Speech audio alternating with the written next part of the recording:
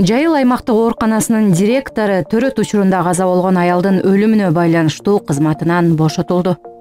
Бул тууралуу Саламаттык сактоо министрлигинен билдиришти. Маалыматка ылайык, Жайыл аймактык ооруканасында төрөт учурунда каза болгон аялдын өлүмү боюнча министр Алымкадыр Бейшеналиевдин 12 февралдагы тапшырмасы менен Саламаттык сактоо министрлигинде кызматтык иликтөө жүргүзүү жана өлүмдүн себептерин аныктоо боюнча комиссия түзүлгөн. Саламаттык сактоо министрлигинин ушул жылдын 14 февралындагы номер 42 буйругу менен Жайыл аймактык ооруканасынын директору ээлеген кызматынан бошотулду. Мындан сырткары директордун дарылоо боюнча орун басары жана башкы медайым ээлеген кызматтарынан бошотулуп, ал эми төрөт бөлүмүнүн башчысы окуянын чоо жайы аныкталганга чейин кызматынан убактылуу четтетилди.